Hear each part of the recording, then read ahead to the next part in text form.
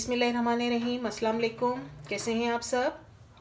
आज मैं आप सबके लिए गाजर का हलवा, ये गाजर का हलवा सर्दियों में बहुत ज़्यादा शौक़ से खाया जाता है, क्योंकि इस मौसम के अंदर गाजरें जो हैं वो बहुत ही अच्छी, मीठी, जूसी, जिसको आप रसदार भी कह सकते हैं, बहुत ही अच्छी गाजरें मिल जाती हैं।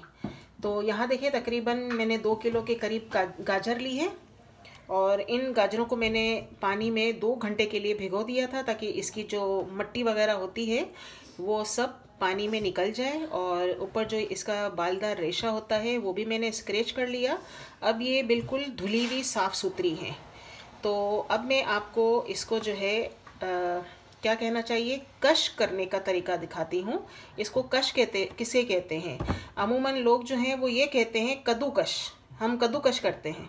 तो कद्दूकश का मतलब क्या होता है कि कद्दू को कश करना, ठीक है। लेकिन हर चीज़ में हम कद्दूकश नहीं कह सकते। अब हम करेंगे गाजर कश, समझ गए हैं? तो आइए मैं आपको अपने फूड प्रोसेसर में, यहाँ देखें, ये मैंने फूड प्रोसेसर में इस तरह की ब्लेड लगा ली है। अच्छा, ये फूड प्रोसेसर मेरा इस्तेमाल किया हुआ था, सुबह मैंने इसी में रोटी बनाई थी, और जब मैं एक बार इसमें काम करती हूँ तो सारे काम एक ही मशीन में निपटा लेती हूँ। तो यहाँ मैंने ये ब्लेड लगाई है, ये देखें। अब इसमें मैं आपको कश करके दिखाऊंगी गाजरों को।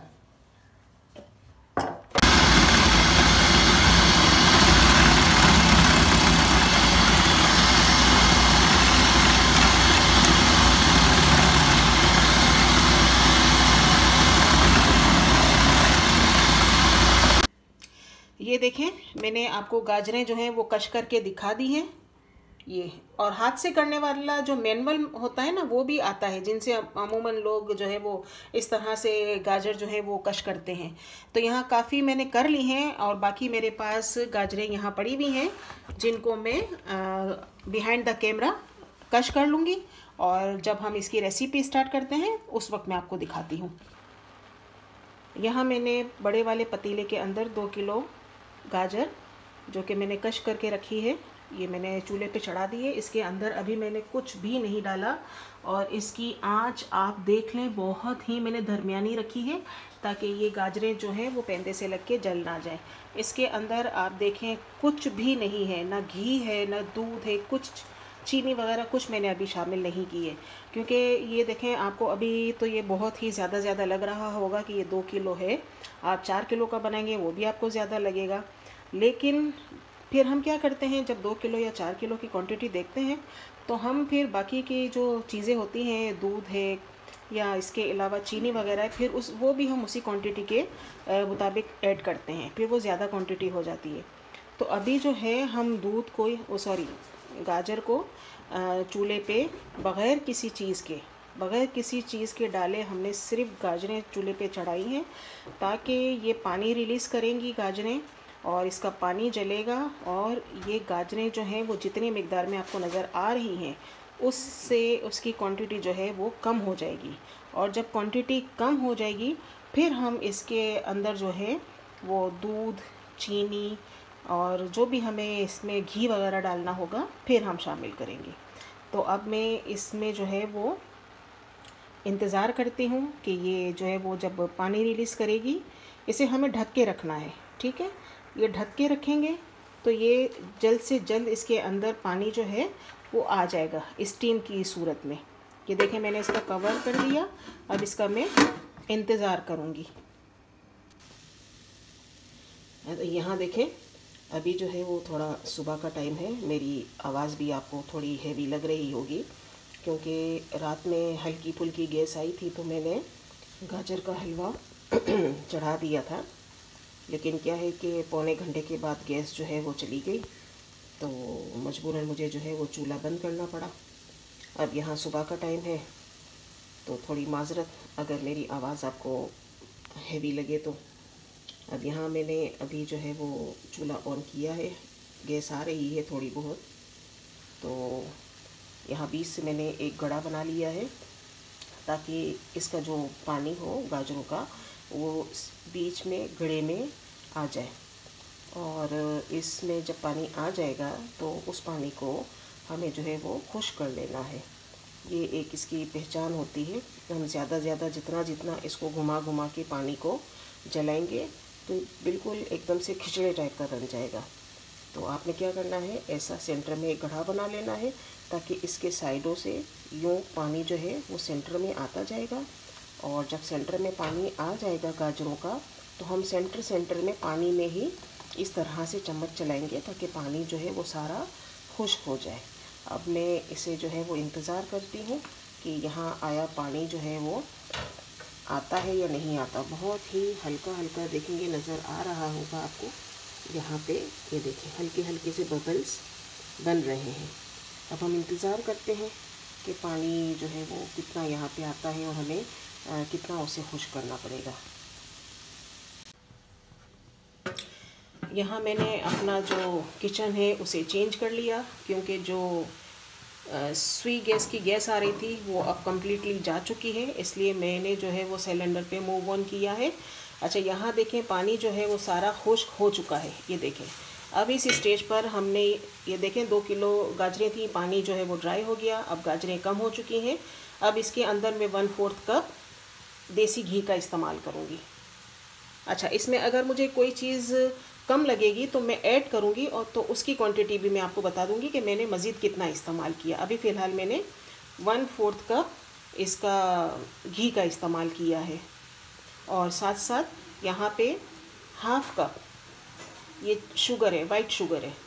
अमूमन चाय वगैरह में मेरे घर में ब्राउन शुगर का इस्तेमाल होता है, लेकिन जब कोई मीठी चीज़ बनाती हूँ तो उसमें जो है वो मैं वाइट शुगर का इस्तेमाल करती हूँ, जैसे कस्टर्ड वगैरह हो गया।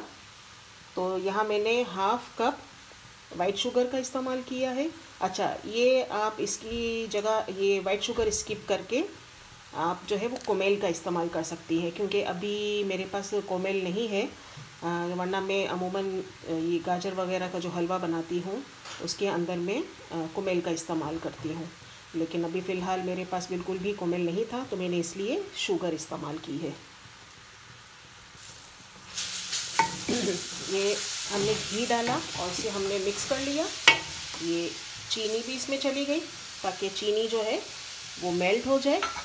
और अभी हमने दूध का इस्तेमाल नहीं करना है, बिल्कुल एंड में दूध का इस्तेमाल करेंगे।